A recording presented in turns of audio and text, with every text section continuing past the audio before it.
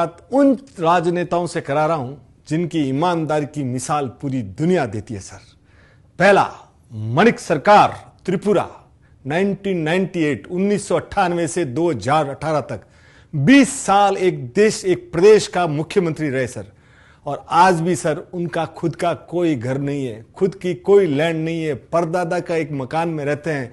उनकी पत्नी आज भी रिक्शा में चलती है। 2018 में उनका बैंक बैलेंस था सिर्फ 2400 रुपया। चीफ मिनिस्टर की जो तनख्वाह आती है 26,000, उसमें भी वो डोनेशन कर देते थे और सिर्फ 10,000 रुपये में घर चलाते थे। माणिक सरकार के लिए कहा जाता था कि दुनिया के, भारत के सबसे गरीब मुख्यमंत्री कोई है तो वो है माणिक सरकार, जो त्रिपुरा के रहे और 20 साल सीपीआईएम से थे। साहब, दुनिया उनको सलाम करती है, लोगों के दिलों पे वो राज करते हैं। ऐसे माणिक सरकार को हम नमन करते हैं। दूसरे, बीजेपी के गोवा के 4 बार के मुख्यमंत्री मनोहर पर्रिकर, पहले IITian sir, first IITian chief minister. आप सोचिए कैसा व्यक्ति सर, चप्पल पहन के विधानसभा जाता था, स्कूटर चलाता था। वो व्यक्ति कैसा रहा होगा सर, जब डिफेंस मिनिस्टर बने तो ऑटो में आए थे सर। और उन व्यक्ति की एक किस्सा आता है सर कि जब आर्मी में कुछ खास तरह के जूते जो टेरेन जगहों पे यूज किए जाते हैं, वहाँ 25,000 रुपये में इजराइल से लाए जाते थे। तो वो उसके डीप में गए कि भाई ये जूते बनते कहाँ हैं, तब उनको मालूम पड़ा कि ये जूते तो कानपुर में ही बनते हैं। तो कानपुर की पार्टी को उन्होंने संपर्क किया तो उन्होंने बोला कि साहब हम डिफेंस में देने में इंटरेस्टेड नहीं है। तब उनको बोला कि भाई आप कोई चिंता मत करो, मैं बैठा हूं, आप सुन के ताज्जुब करेंगे। वो 25,000 के जूते उन्होंने 2200 रुपये में आर्मी को दिलाए थे। और पूरा जीवन है ना सर, मनोहर पर्रिकर का ऐसा था सर कि एक बार तो 5 स्टार में वो खुद मीटिंग के लिए जा रहे हैं, दरबार ने अंदर जाने से मना कर दिया कि ये चप्पल पहना हुआ व्यक्ति कौन है। इतने साधारण व्यक्ति रहते थे और देश ने साहब उनको मृत्यु उपरांत पद्म भूषण से नवाजा। ऐसे पर्रिकर साहब को हम नमन करते सर।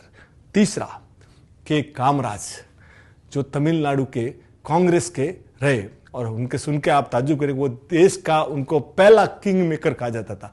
वो चाहते तो नेहरू जी के बाद प्रधानमंत्री बन सकते थे, पर साहब उन्होंने देश को 2 प्राइम मिनिस्टर दिए, पहला लाल बहादुर शास्त्री और दूसरा इंदिरा जी।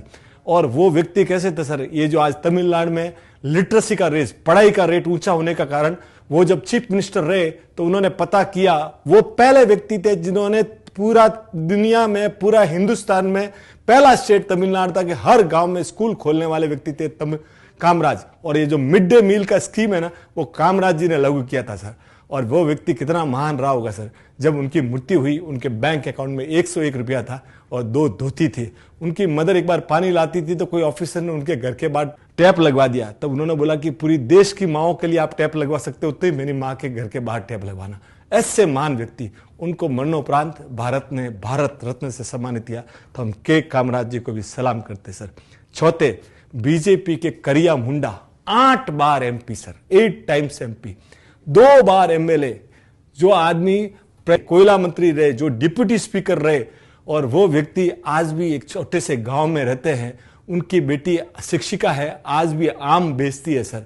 और 73 साल के थे ना, तब तक तो वो होल जोते थे साहब।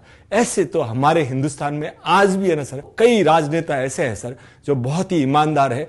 इसलिए इस व्यवस्था, भारत की डेमोक्रेसी को सलाम कीजिए sir. Thank you sir, thank you.